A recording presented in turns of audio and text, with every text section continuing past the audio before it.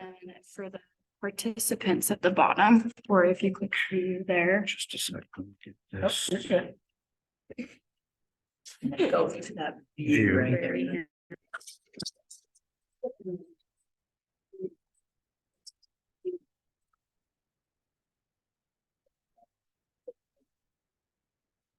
Yeah.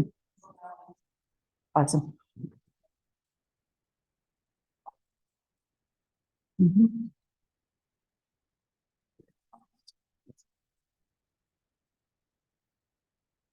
I went to a conference a few years ago. We were talking about music and communication, and I ended up singing because they couldn't get the sound to work. You're supposed to prefer that right now.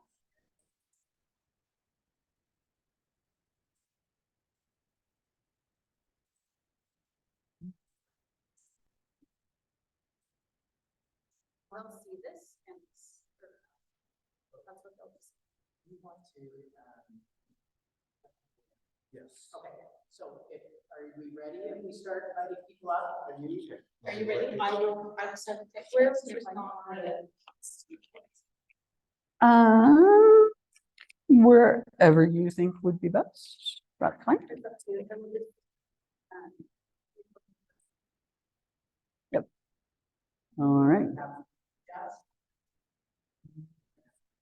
there a slide answer or should we run that?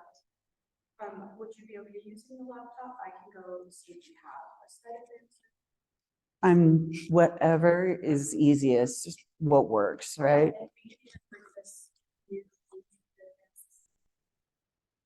Whatever works best. Hopefully.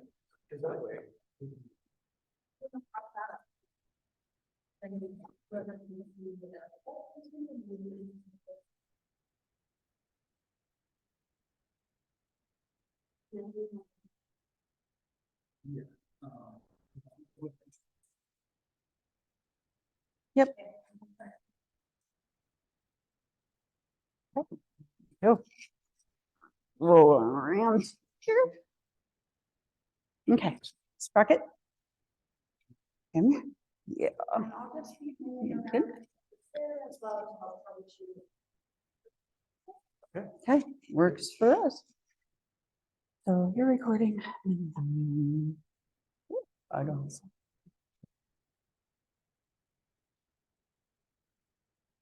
Okay, place.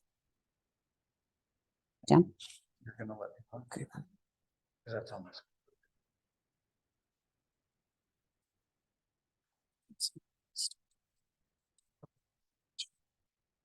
That's.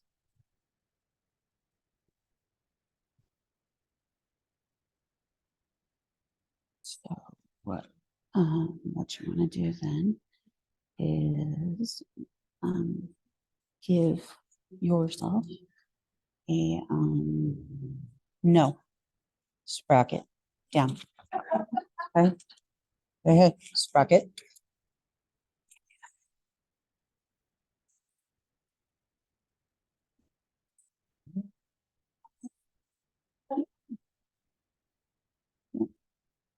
Yeah, that's fine. Yeah, even at all. And then you can come over to the side and you'll see yours. For the other computer there.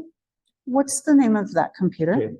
Okay, so come up over here to the 3L. Hey. No. No. Sue me. Quiet. Give me a one. Place. Stay. Yes, yes. That's exactly what. I'm gonna do. So, Now then. See if I no. Sprocket. Thank you. Give me a nose bunch.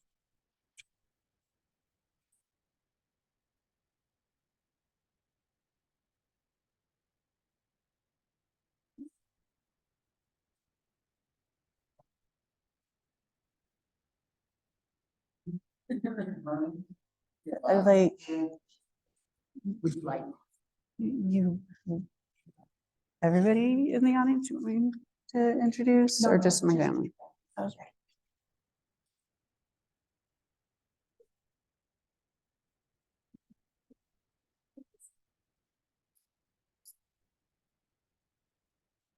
Yeah, I usually use a waiting room though, because I've definitely been in meetings that have been, yeah.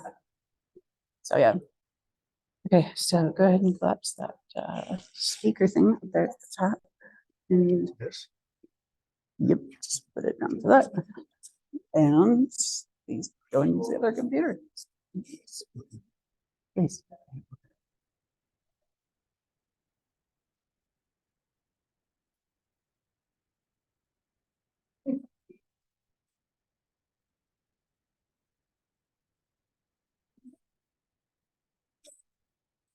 Mhm. Yep. Mhm.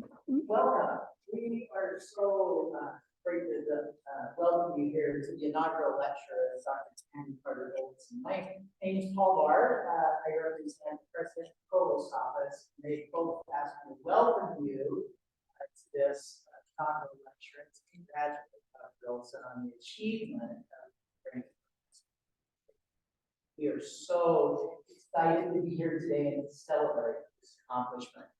Before we start with the official kind of part of the presentation, I asked Dr. Olson if she would mind just introducing her family, her special guest, who's another chance to meet. Yeah. So front row, my twins, Christopher. Wait, no.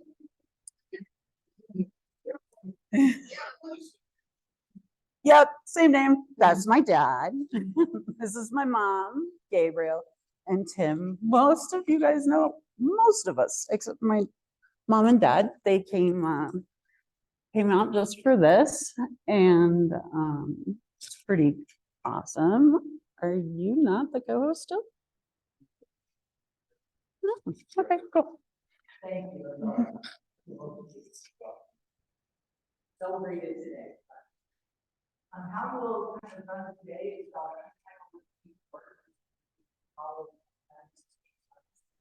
introduction, and then we'll turn this over. Thank you. Dr. Ken Carter Olson from Pacific Washington area. She was loving the armpit of the Seattle Tacoma area. That's true. After earning a bachelor's degree in both and communication, Kenny noted to her parents that her career choices were going to be in poverty, one way or the other. So she might as well just choose one, and her choice was journalism, which she's never regretted. Journalists get to see and do things other people want. They tell the stories of people whose names won't be chiseled into the walls of history. Getting advanced degrees allowed her to travel to the States, from Boston to Denver to Pittsburgh, collecting stories of people's experiences as she traversed. Kenny thought she would be a classic movie journalist who stayed in the newsroom, becoming crusty and grouchy, and then retiring to teach writing to eager masses who wish to become the next great American writer. Great American writer. Instead, she turned to teaching, writing, and programs whose goals were to get disenfranchised students an opportunity to get a two-year degree for free. Kenny found her new calling in life, saving the world through teaching, writing. Sadly, this was not common to key or any superhero abilities.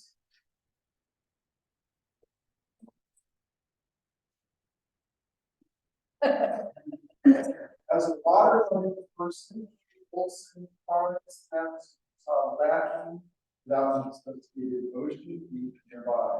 Her pre-tenure backup plan is to open a bar and bakery on a beach somewhere. But she's now fumbled her way to full professor titles. She turned the bar and bakery on the beach to backup retirement plan after she's written The Great American So, Professor and.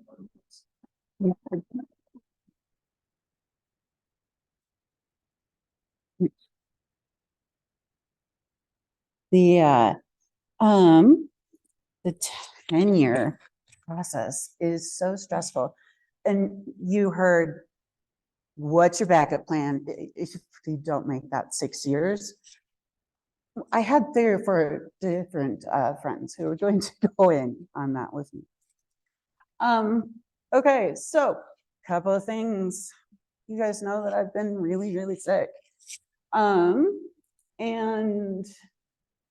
getting put into a medical coma basically smashes your brain up and shoves it back in with large holes. So if I lose my train of thought and ask what I was saying, just give me a hint and push me along, and we'll okay. Okay, cool. All right. Okay, so my academia here. Oh, sorry. My sprocket here, he's 1 year into a service dog training program. He's huge. Yes, but he'll also help to stabilize me when I'm on my feet. So anyway, my doctoral experience has been about women. And I started with thinking about nonfiction narratives, new journalism, which kind of mixed fiction and nonfiction. And there were these interesting overlaps.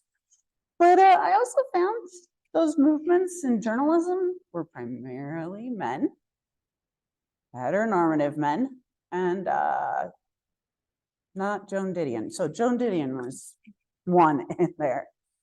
I did go to New York and do some research on, on the little magazines. And while I was there, I ran across women's press clubs. So this is, I need to be able to advance slides. Thank you. Oh. These last 10 years, and everybody who has been through this knows you have to have a village to raise every academic out there. You shouldn't be alone. You shouldn't feel alone. You shouldn't be as alienated as this process is.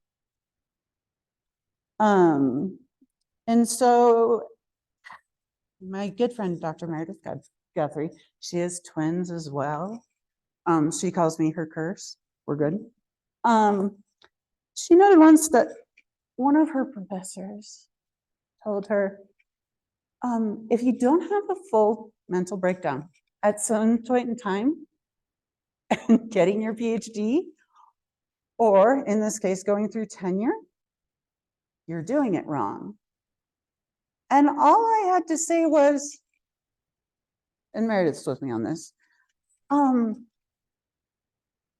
if a profession is guaranteed to have a breakdown at some point in time, full on, you're not there, that profession is doing something wrong. So I did have a few meltdowns. My twins were born the first term of a PhD program, so highly recommend that. But all of these beautiful people on here, and the ones that I couldn't fit on here, but I really do want to highlight the women who are balancing their own health with their children's health and fighting so many different systems just to get through. It's a lot of emotional labor. It's invisible labor. And it kills you, quite literally. So this is my beautiful academic family. I love them. We see each other once a year sometimes, less, but you can still, we support each other, and that's who we are. And I appreciated that because I know that some people, when they're going into academia, and we go to these conferences and we, whoa, not too sure what happened there. Sorry, Sprocket. Okay, Sprocket, please. No. Thank you. Good. So going on from there, next slide, thank you. I want to resolve, what's your cell phone? Where is it? Come on, show me your cell phone. Everything. Yeah, okay. So first of all, selfies, come on. Okay, hold your cell phones up. Say hi. Okay, how many of you have talked with anybody on this device today? Posted anything to the internet? Have you shared a news source with somebody? You are the media. The closer we get to our mediums, the more we understand and that we are the people who are actually creating news now and haven't had journalism ethics training or law training or just like basic human being training of like, you know, when I went through J school in the 90s, you did not show a dead body on there unless it was a really extreme circumstance. CNN, early 90s, 24-hour news site, though. Desert Storm. We were watching video games on our TV. And we started to control the narrative ourselves.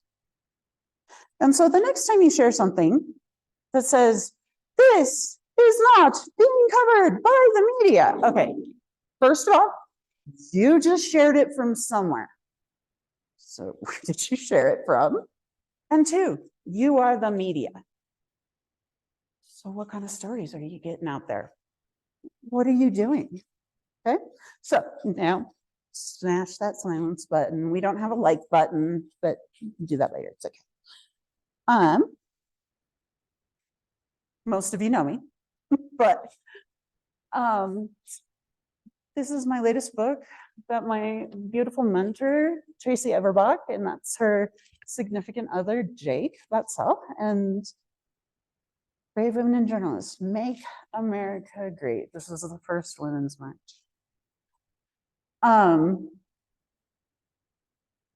When I went to AEJMC for the first time, I went to the Commission on the Status of Women and was like, we're on this luncheon for networking, maybe I should go. And Tracy just sucked me in. And she's been my mentor and my friend ever since. I don't know what I would have done without her, but she also taught me, as many of you in the audience and in our departments, to be fearless. Because as media practitioners, we know our job is not safe. Mentally, physically, on the day after the war flared up again in the Middle East, I can't remember if it was 10 or 12 journalists. Pointer just started, Pointer is a nonprofit news or education, media education place, but 10 to 12 journalists died in that first bombing. as professors in journalism and communication, we are equipping our students to go out and tell those stories. And you can't tell those stories unless you're there and you're staring it in the face. But sometimes that means you lose your life. I don't know. Sometimes academia feels the same way, but in different ways. So in any case, this is part of a teaching series for AEJMC. So the largest organization of academics and media practitioners in the world. And we drew in people, obviously, Tracy and I wrote for this, but we drew in people from graduate students to deans to talk about why brave journalists make America great. We had organized a panel for 3 years on this, and we were like, yeah. When my friend Chris Roush came up, he was the editor of the series. He was like, Commission on the Status of Women. We need you guys to put together a book. And he pitched it. We pitched it to the publisher and Chris, or sorry, him. Here is what it is. It's been out for 3 years now, and I'm thinking we need to update it because the types of media, the media communication technology that we're using now is evolving at the fastest rate in human history. And so, you know, we talked to each other long before we wrote things down. And when we wrote things down, it was hard to distribute it. I mean, really, you can't take a big old boulder and just roll it into the next village, right? So that technology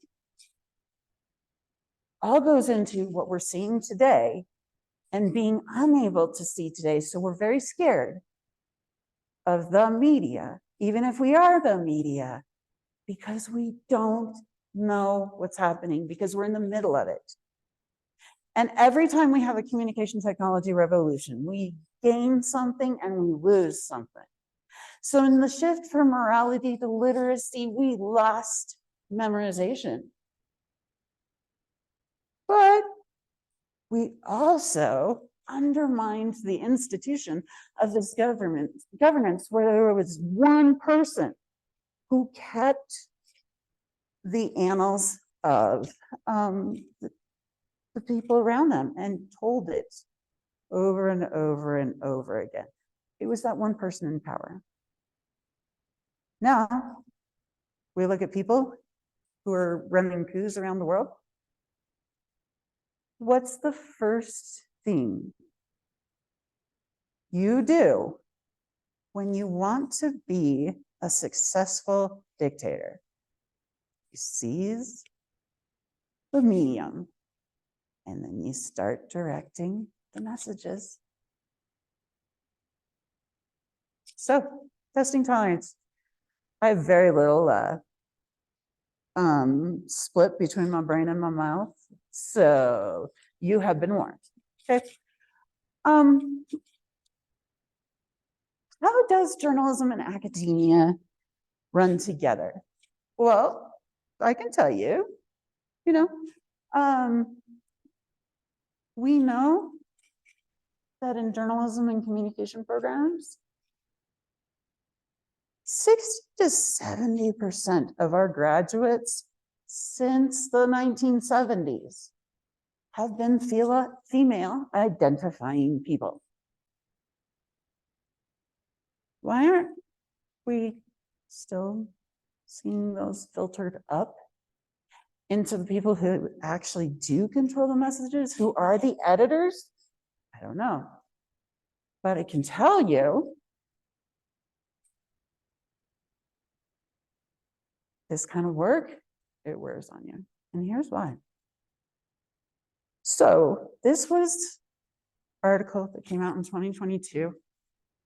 I can tell you I was on the coding team for it, and there were dozens of women across departments and campuses who participated in focus groups for this report. And we were putting together the code book, reading through different things, figuring out what we wanted to highlight. It was put together by then President Noel Crockett. Crystal clarity. One of the women looked up and she started laughing. She was like, we've done this so many times. But it always ends up at the bottom of the drawer, hidden away. Look, the work's been done. Now you can hide it. And we all took a deep breath. We looked at each other and we were like, can it be different this time? Can it please be different? And it wasn't.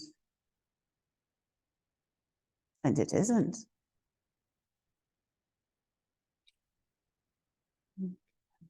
So, you wanted my academic journey. I did actually. So one of my professors described being a journalist. And his idea of a journalist was, sitting in a newsroom, cigarette in one hand, Cheetos in the other hand. So like stained from tobacco and that like orange stuff, exactly all over. And then like coffee cups around, like some of them probably moldy. And my dad actually reminded me of this. I did say, yeah, the things that I wanted to do.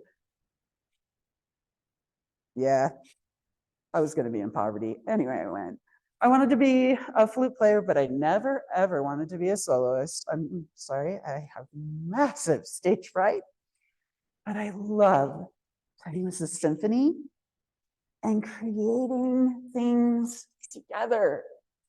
I love hearing that swell of just emotion. And that's what it is. It's pure emotion. It's communication. Howsoever, I never wanted to be a soloist. There's only like 2 people in any symphony around with like backup piccolo player. Like, I never wanted to be the backup piccolo player.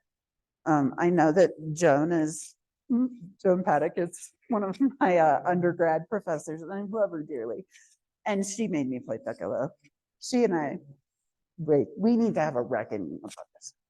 So anyway, this is what we have. I was convinced that to be a journalist, okay, first of all, you had to be able to run into a newsroom and say, stop the presses. I have only worked at one newspaper that had an actual press in there, and it was so great. Like the sound and the smells. And if you guys have been around me lately, smells are not my thing at the moment. But these were the ideas, right? You got to be smoking because you're hucking Marlboro on your new show. If you really think a conservative or liberal bias is the most important biases in the news you're consuming, you are flat out wrong. Why? Because you are being bought and sold. Money controls, access controls. You don't want to piss off your sources. It's interesting.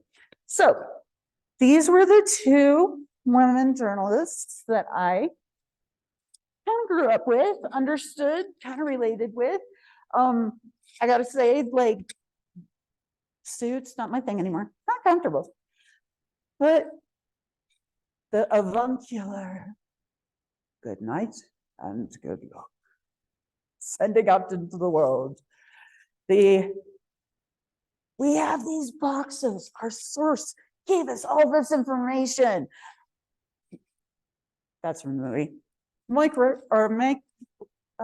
Rico, my dad, every day he would come home from being a machinist at Boeing, and he would bring home the newspaper. We didn't have it delivered.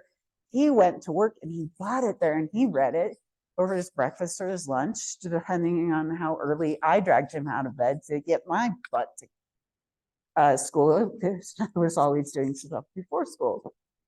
But Mike Royko here, he was syndicated in that newspaper. And his voice was always in the back of my head. And we get these ideas. So women journalists, okay, Mary Tyler Moore, she's awesome, but look, it's hysterical, right? Or very composed.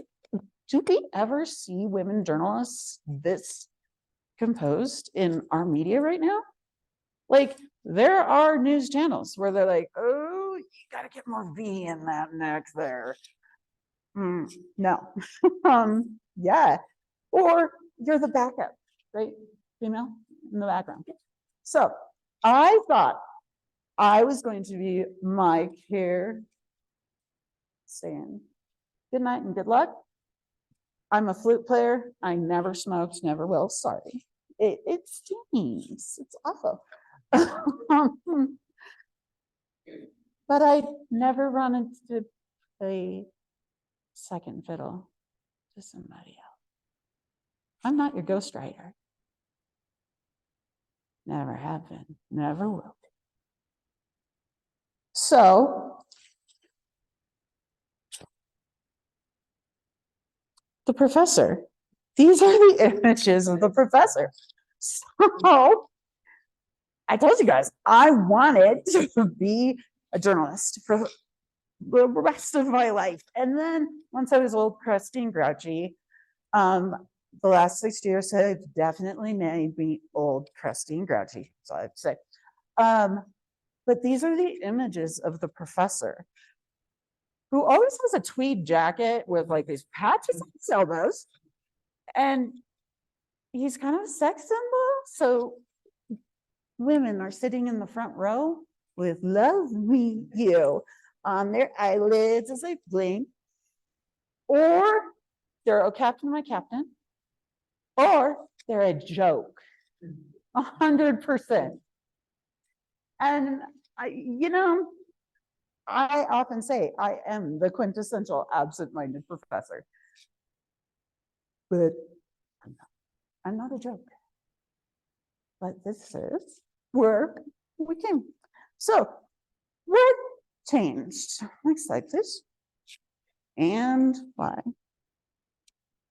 So education for me has always been about meeting new people and learning things from them and having a gosh dang good time doing it. I get itchy feet. Sometimes just want to get up and go move and meet some new people. I am not exactly healthy enough to do that at this moment. Come on, please.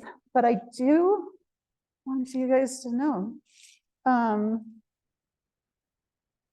this is why I came back to academia instead of turning into a piece of newsprint and then coming and swearing at students, AP style, right? Their names are Josue, the most brilliant writer I have met in 23 years of writing or training. He was homeless. His parents had abandoned him. And he was couch surfing. And all of his teachers were like, Jose, you need to go to school. Your voice is so important.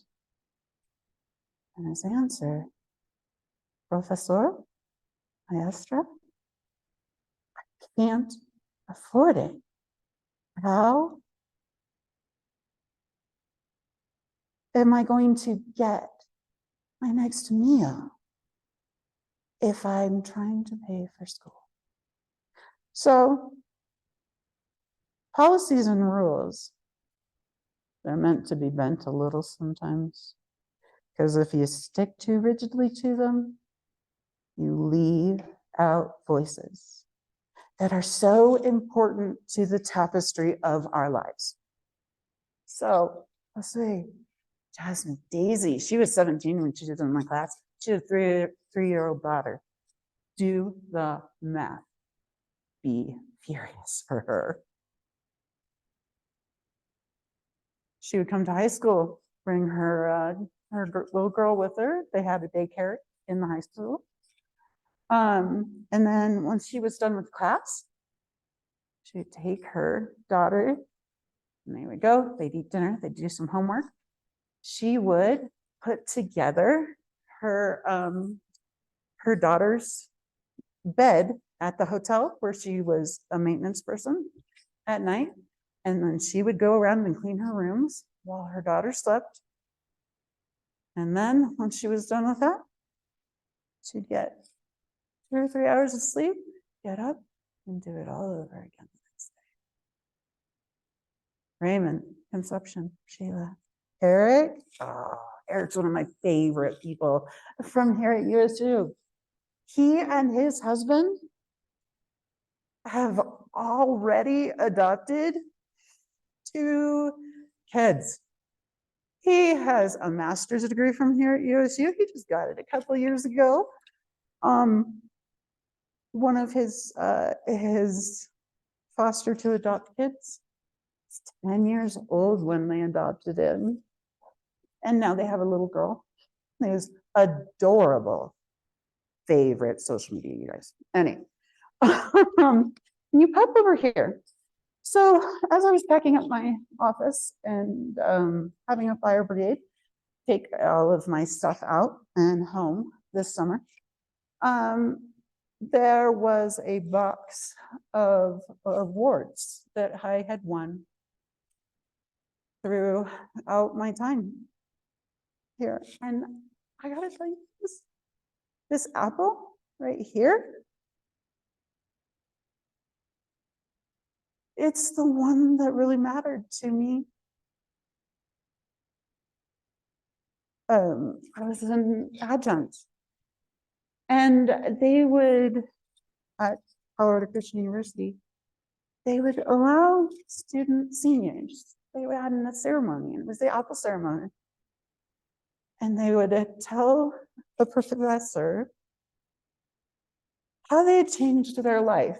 And Shelby here had the worst writer's fear of writing I've ever seen in my entire life. And so she came, first paper came, gone. She just, and then she, the next day she showed up in my office and she was like, Candy, she smelled bad, you guys. She looked awful. Every time she tried to write a paper, she would spend hours throwing up because she was so stressed out about it. And so I was like, Shelby, you're really, really brilliant. So have a seat. We're gonna open the door, air it out a little, honey.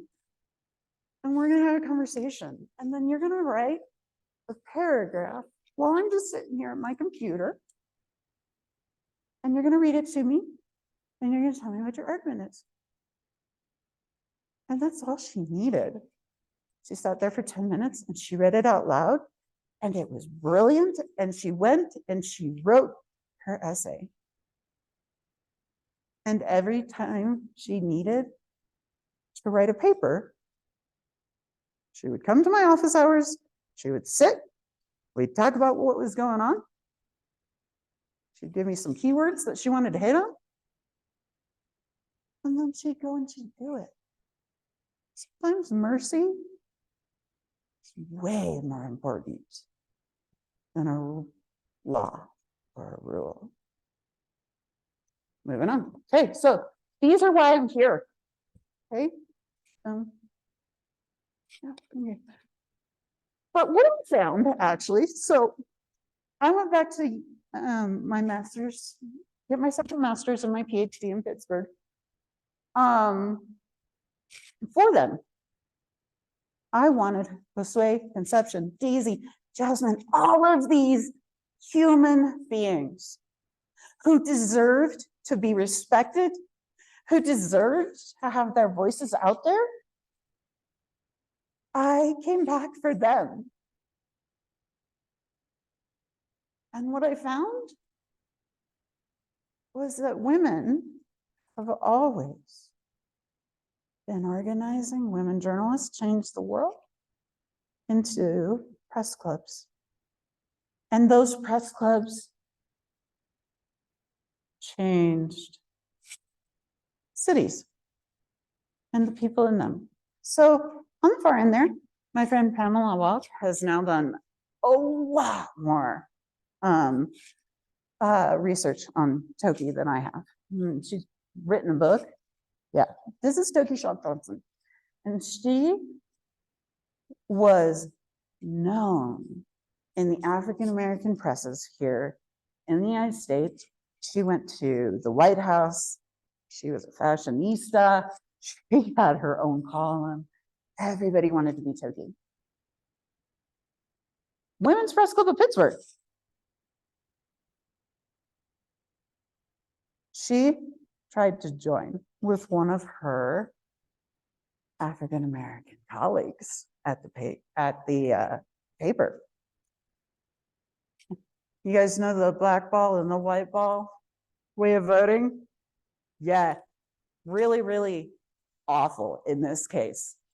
Toki and her friend were blackballed. But she kept her paperwork there and said, hey, you're just going to keep considering me every year. 12 years later, she was voted into the club with absolutely no fanfare in the archives that I read. Emma might have found something. But she also became the president of the club. And because the Women's Press Club of Pittsburgh held their annual banquet at a whites only club, Toki was like, I'm walking in there and we're not moving it. They're moving for me. It takes so much courage to just say that. Nope. Hey, I'm here. That's my group. I don't care what you think of my skin color. So my binder's full of women, not Mitt Romney's at all. This is my setup at home right now of my research. Hundreds of pages of oral history. Most of them I've done myself or the Washington Press Club. But my academic family, they also directed me to places I needed to do. And the ways that these women broke into societies, broke down walls, and contributed to conversations was really impressive. Tim, can I please have the next slide? So we're looking at here Hazel Garland. She worked with Toki, Women's Press Club of Pittsburgh. She saved Pittsburgh's African-American press. The Pittsburgh Courier is still there. It used to have more of a national run. Now it's just Pittsburgh, okay? In the middle there, Gertrude Gordon. Oh, no, sorry, Gertrude on the other end here. This is Emmeline B. Wells. She's from Utah. And she kept the woman's exponent alive for, I think it was 30 years. I may be wrong about that, but it was a really long time. And Emmeline, for the longest time here in Utah, was the only woman to have her head, i.e. her bust, statue there in the state capitol. Interesting. So, moving on. So what do I want to do now that I'm full professor? I came back to being a professor to get my second master's degree and to get a PhD because I believed in academia. I believed in an institution that was working to break down walls.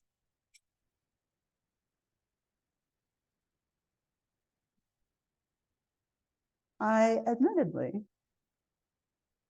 am disillusioned.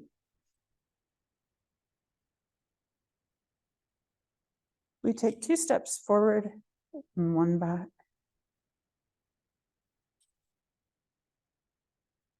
I want to reach behind me and pull up everybody whose voices needs to be heard. But academia needs to get over itself. Why are we letting other people who don't like us, because we speak about ethics, because we talk about the law, because we can tell scientists why they shouldn't build Jurassic Park? Yeah.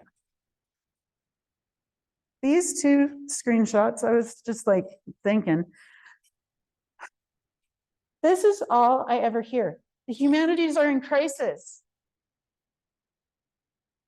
Nobody wants to be in the humanities. These are skills we don't need. Pardon my language. Bullshit.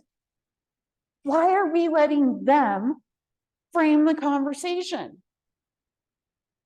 Humanities are not in crisis. What is in crisis is a society that needs leaders showing them why communication skills are important. Why it's important to be able to write and talk to people face to face. My boys love to make videos. Gabriel and I here, for many years, put together cerebral palsy awareness videos. Our media now has given us so many ways to reach other people. It's also given us so many ways to silence other people.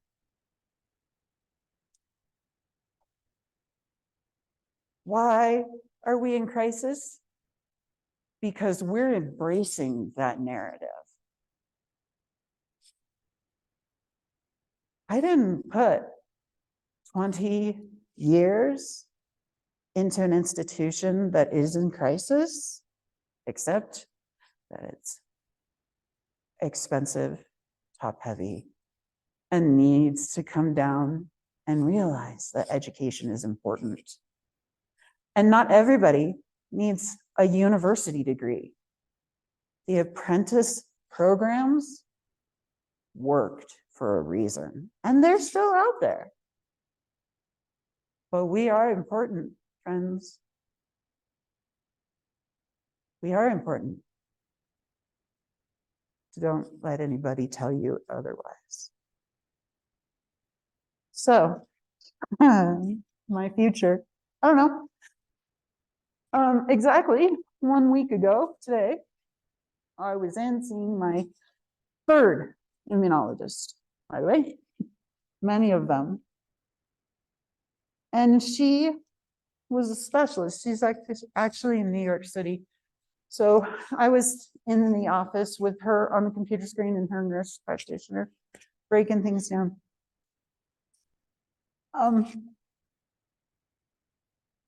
It's been 6 years of hell, you guys.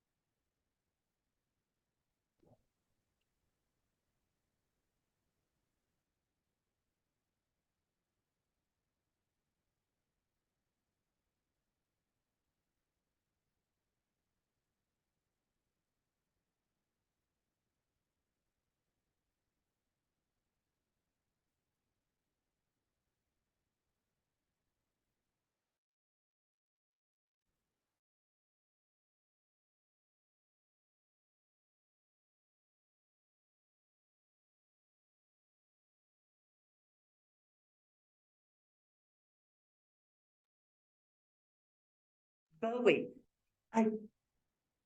it's interesting to me that when I started using that example 10 years ago, my students know what a union was. Now they're like, too sure what your dad did? Possibly might make you a little liberal. I was like, fighting for workers' rights make you liberal? All right, cool. But we had that conversation. And how during strikes, it was hot dogs and mac and cheese for days. And you guys, I do not ever want to see another hot dog or Velveeta mac and cheese ever again. It was no. Good job. Exactly. Dad gets eat it all. You guys, I really do. I want to see Josue succeed. I want to see Talisha have somebody who can sit down in her office and say, I haven't been able to eat for a couple of weeks, Dr. Carter Olson, because it hurts. and everybody tells me I have an eating disorder. And I was like, honey, that is not a mental eating disorder, but you do have a medical one. And I brought cookbooks that I use for myself. She came in the next week and she was so excited because she'd managed to keep down a half cup of white rice. And it felt good. And she was able to start building again. Those students, Eric, Jasmine, all of their names, they're why I'm here. But also perhaps I am why I'm here now. Because academia does not like to see that we are broken or that we are able to be broken, that we break ourselves trying to be number one, to have that box of shiny awards that I took the apple out of and but Konosugunuma, she was my mentee and I was her mentor of the year. Those are awards. They really meant something to me.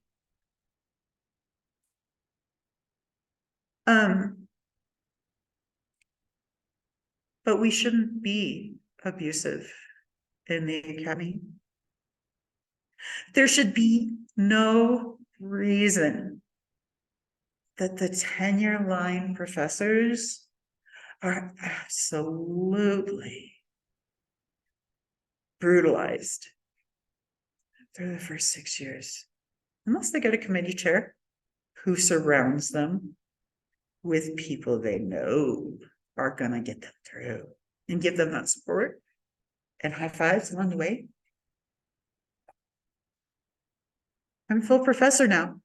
It's what I wanted to do, was to get all of us to put the human back in humanities, to realize that education and knowledge is a collaborative thing. It doesn't have to have a shiny thing attached to it.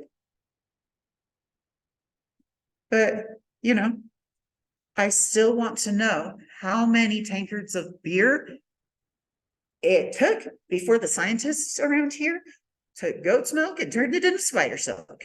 Like, seriously, that was some tavern card conversations, right? Academics, our heads are supposed to be in the clouds, but they're not in the clouds. We know what we don't know. And I know about that, you guys. And I don't know this much. And I want people to know that it's okay to not run and kill yourself. That it's okay to reach out to your academic family. My academic family has kept me going for the last 3 years, and we've kept each other going, honestly.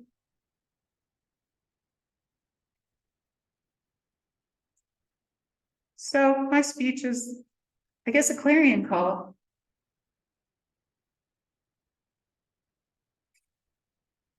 I don't know how much longer I'm going to be able to stand if I can't get the help I need. There's only 23 of us in the world. 23. But I imagine that if I'm still here, I want to be that burr in somebody's backside that gets that 2-year program for students for free. High school, I was the pioneering professor for this one. I was not a judge. The first year, they did a survey of the students and what they wanted to do after they graduated. Less than 5% of them said they could even get a 2-year degree or an apprenticeship or anything. Within 2 years of this program working, 85% said that 2 years was doable. Hope, you guys. Education gives us hope. Being together gives us hope. And so I'll end you with some huck. They don't have time to mince words. I will always be honest with you right now. I don't have anything. But if I have offended, think but this, and all is mended, that you have but slumbered here, and may we all wake up and tell the rest of the world that that narrative, that Chicken Little crisis narrative, we're not in crisis, you guys. We are holding together communication in the fastest technology revolution in human history. May we all be together. Thank you all for being here with me. May I not be 23 at some point in time. Thank you.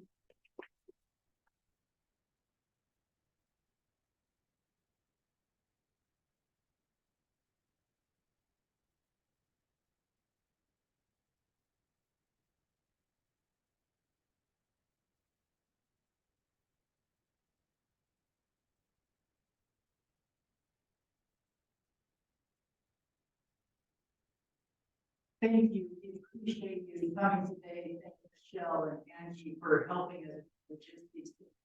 It's a hard road to go through. And colleagues, you mean everything. And families. And Dr. Olson, thank you. I thank you for being vulnerable, for your contribution to Utah State University. We really appreciate it. Let's give Dr. Olson a few.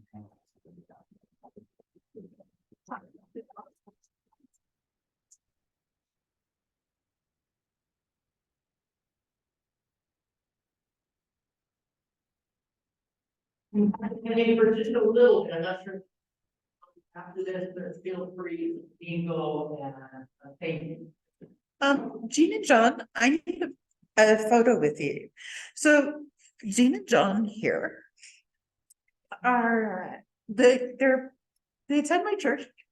They were also at my very first presentation here in Logan, and I really wanted them. Hopefully. But thank you. And I need a picture with you guys. Thank you all for coming.